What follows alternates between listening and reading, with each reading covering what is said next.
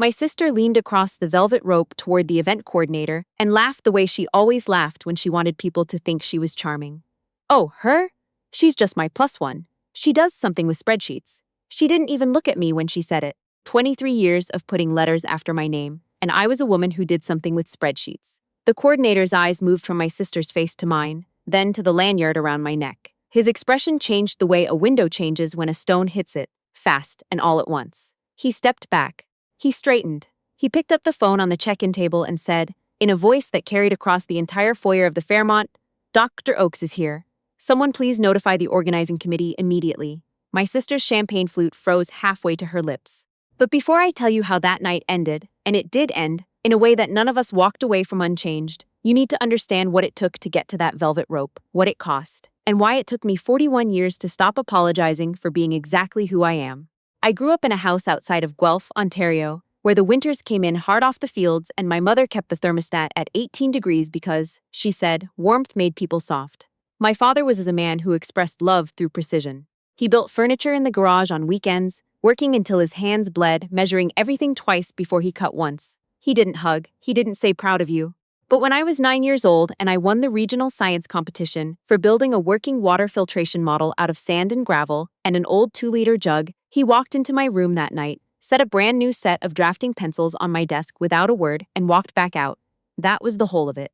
I understood him. I always understood him. He was trying, in the only language he knew how to speak. My sister, Adele, was 3 years older and everything the house applauded. She had my mother's gift for walking into a room and making everyone face toward her like sunflowers. She cheered. She organized. She threw birthday parties for herself that lasted 3 days and collected RSVPs the way other people collected stamps. When she got into Western for communications, my mother cried at the kitchen table, actual tears running into her coffee, and called every person in her contact list. When I got into McMaster for biochemistry the following year on a full merit scholarship, my mother said, "Well, that's very practical," and went back to her crossword. I told myself it didn't matter. I was 16, and I had already learned the architecture of invisibility. I knew exactly how much space to take up so as not to interrupt the story my family had decided to tell about itself, which was mostly a story about Adele. I moved to Hamilton. I studied. I did not go home for Christmas in second year because I had finals and a research position I couldn't afford to lose. And when I called to explain, my mother said, "Adele always makes time for family," and hung up before I could respond. I became a physician, then a specialist. 14 years after that biochemistry scholarship, I was a hepatologist at a major academic hospital in Toronto, a liver disease specialist, for those outside medicine with a research portfolio, a teaching appointment at U of T, and a particular focus on catching liver cancer early enough to actually do something about it. I had a waiting list. Patients drove from Thunder Bay to see me. I was not, under any definition I had ever encountered, a woman who did something with spreadsheets. But I had never corrected my family when they got it wrong. That was the part I am still trying to fully explain, even to myself. It started innocuously, the way most surrenders do. Early in residency, I tried once to describe what I actually did, the complexity of it, the stakes, the particular satisfaction of reading a fiber scan and knowing before the patient did that we had caught something in time. And my mother interrupted me within 40 seconds to tell me that Adele's new boyfriend had just been promoted to district manager. I stopped trying.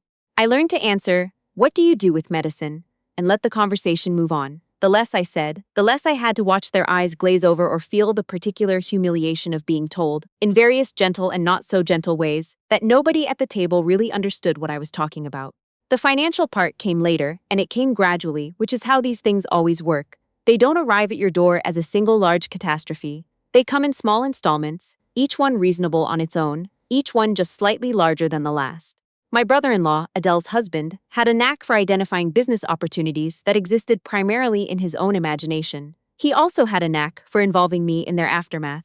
There was the restaurant on King Street West that lasted 11 months and left a $28,000 debt. There was the franchise opportunity that turned out to be a pyramid scheme.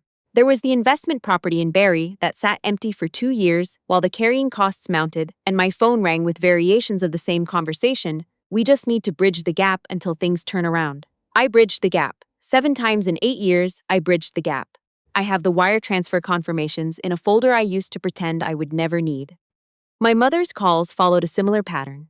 She had retired from her bookkeeping job and discovered that retirement for her meant spending at a rate that her pension couldn't sustain. She didn't ask outright. She had too much pride for that, which was ironic given everything. She described situations. Her furnace needed replacing, her car insurance had gone up. She mentioned these things on phone calls the way you mention the weather, and then waited, and the waiting had a particular quality to it, a specific silence I knew how to read by the time I was 30. I filled that silence. Over the course of 11 years, I filled it to the tune of somewhere north of $90,000. I'm not putting that number out there for sympathy. I'm putting it there because I need you to understand the arithmetic of what quiet compliance actually costs. Through all of it, Adele's understanding of my career remained essentially unchanged from the version she'd constructed sometime around my residency. I was a doctor, yes, in the technical sense, but the sort of doctor who sat at a desk and reviewed results. She once told a dinner party guest that I worked in a lab.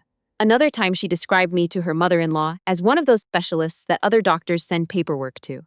She was not being deliberately cruel, I think. She had simply decided early on what kind of story made sense, and she had never had any reason to revise it.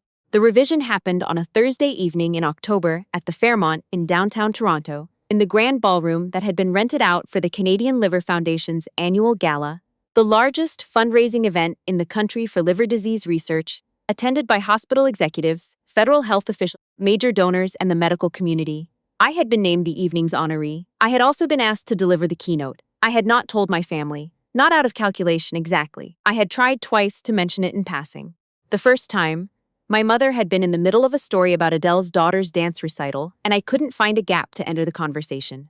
The second time, I had started to say something, and Adele had said, "That's nice," before I finished the sentence, and the topic had moved on, and I had let it move. Some part of me knew. I need to be honest about that. Some part of me had decided to let it go and see what happened when the truth had no choice but to announce itself without my help. What I didn't know was that Adele had bought tickets. A colleague of hers from a nonprofit board she sat on had mentioned the gala, and Adele had decided it was the kind of event that might be useful for networking, and she had purchased 2 seats at a general table and texted me that afternoon. "Apparently you're at this liver thing tonight? We'll see you there. Come find us after, we're at table 12. No question mark. No, are you going? Just the assumption that I would materialize in her orbit on demand the way I always had. My brother-in-law drove. I had taken the subway, arriving early enough to review my notes in a quiet corner of the lobby. When Adele and her husband reached the check-in table, I was already somewhere in the building, and she apparently told the event coordinator that she was with Dr. Oakes, the specialist, using my title for social capital while simultaneously explaining to a second coordinator, when asked if I was her colleague, that I was really just family, just her sister. She did something medical but nothing like what the real doctors here do. I only heard this secondhand, later, from 2 different people who had been standing nearby. By then I already knew what had happened at the Velvet Rope. I had not been there for it. But Adele had arrived at the entrance to the main reception holding her general admission ticket, and the coordinator had asked for the name on the reservation. She had given mine, not intentionally. She'd just said we're with the Oaks table because she thought it would help. And the coordinator had looked at the woman beside her, and said, "And you are her sister. She's my +1, basically. She does something with spreadsheets. You know how it is." I'm told the coordinator didn't say anything right away. He looked at the name on his list. He looked at the bio in the program booklet that was sitting open on the table in front of him, the one with my photograph on page 3, under the heading Evening Honoree and Keynote Speaker. He looked back at Adele, and then he picked up the phone. I was in the green room when someone came to tell me my sister had arrived and there had been a small situation at the door. I already had my lapel mic clipped on. I thanked the person and said my sister was welcome to take her seat, and I went back to my notes. There was a moment, about 40 minutes into the evening, that I will carry with me for the rest of my life. I was at the podium.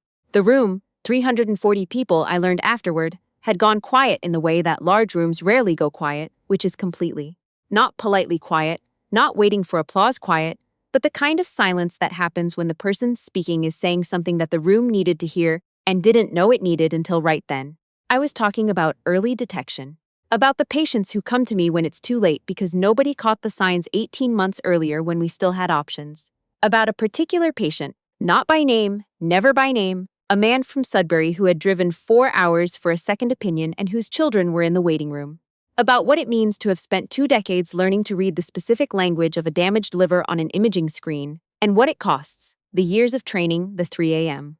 calls, the decisions that live in your chest for decades, and how none of that disappears because someone at a dinner table decided you were not worth taking seriously. I did not look at table 12 when I said that.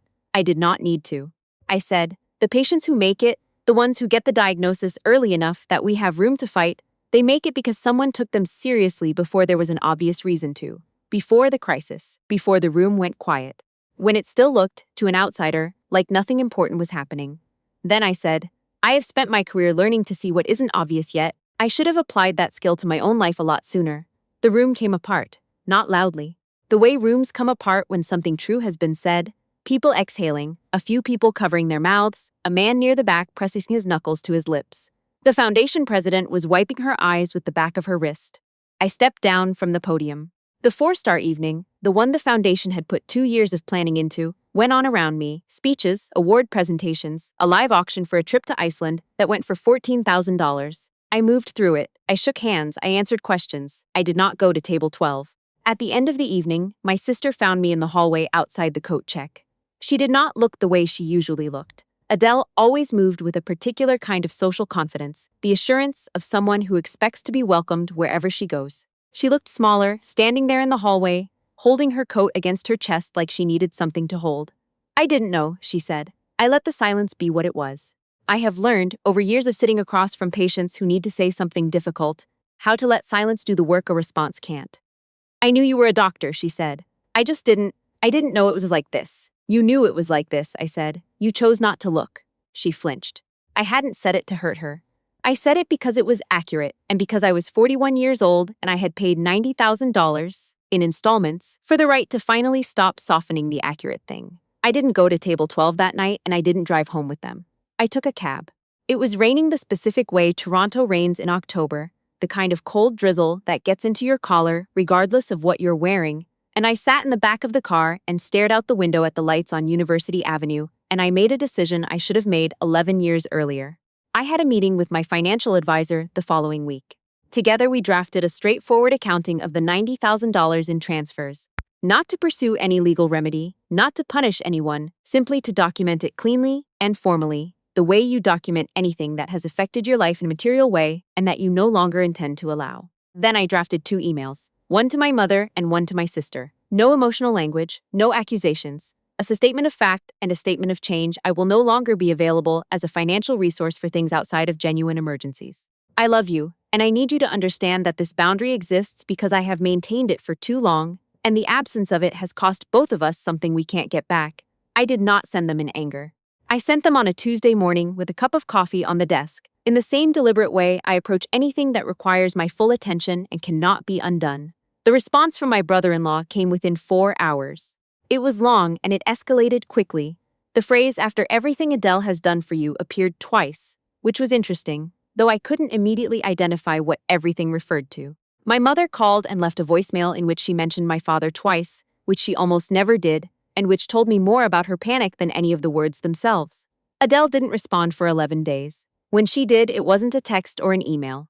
She drove to my apartment on a Sunday afternoon and rang the buzzer, and I let her up because she was my sister and I had not yet reached the place where I couldn't. She sat at my kitchen table with both hands flat on the surface, which is the position my mother sits in when she is trying not to cry and doesn't want anyone to see. I made tea. I sat across from her. I waited. I told Mrs. Harrington at book club that my sister was the keynote speaker at the Liver Gala, she said finally. She asked how long you'd been a specialist. I said I wasn't sure. I didn't know. She paused. She said you were the reason her husband is alive. She said you caught something his GP missed, and that if you hadn't caught it when you did, he would have had maybe 6 months. I knew the patient. I didn't say so. She said your name like it was something important, Adele said. And I was sitting there, and I realized I've never said your name like that. Not once. That was the sentence. Not everything that came after it, which was considerable, and not the phone call with my mother 3 weeks later in which my mother said, for the first time in my memory, something that resembled an accounting of the specific ways she had failed me. Not any of that. It was Adele saying, I've never said your name like that in my kitchen on a Sunday afternoon, because she was right. And because being right about a thing doesn't make it stop hurting. The spring reunion, my mother's kitchen, the same table where she had done her crossword the day I called to say I had a full scholarship to McMaster. My nephew's artwork had been taken down from the fridge. Adele's son, age 7, had drawn a series of dogs for the past 4 years, and they had occupied all of the real estate on the fridge door. In their place, printed on plain paper and stuck up with the same grocery store magnets, was a photograph. My sister had printed it from the foundation's website, me at the podium, the projection screen behind me, the words Dr. Oakes, evening honoree visible just over my left shoulder. It was not a grand gesture. It was a photograph on a refrigerator. The dogs were still there, stacked in a pile on the counter, not discarded. My brother-in-law did not say much during the meal. My mother made the mushroom soup she makes when she is trying, which she had not made in several years. Adele sat across from me, and when her husband started to say something about a new investment opportunity he'd been looking at, old instincts, old patterns, she put her hand on his arm without looking at him, and he stopped. After the dishes were cleared, my mother walked to the fridge. She stood in front of it for a moment, her hand touching the edge of the photograph, not quite holding it. Then she turned around. Her voice was steady. My mother has never been a woman who makes things easy, and she did not make this easy either. She looked at me and she said, "I didn't understand what you were doing all those years. I think I was afraid to ask because I was afraid the answer would make me feel like I hadn't done enough. So I decided you were doing something ordinary because ordinary was easier to live with." She sat back down. "Your father would have known," she said. "He always knew. The mushroom soup went cold in my bowl and I didn't care." I drove home that evening on the 401 in the particular long horizontal light that Southern Ontario gets in spring, the light that makes the fields look gold even when they're just turning green, and I thought about what it actually means to be seen. Not recognized, which is a different thing. Recognition is what happened when the coordinator picked up the phone at the Fairmont. Being seen is something slower and more personal. It requires someone choosing to look, not because they have to, not because the program booklet is open in front of them, but because they have decided that you are worth the attention. I had waited 41 years for my family to make that choice.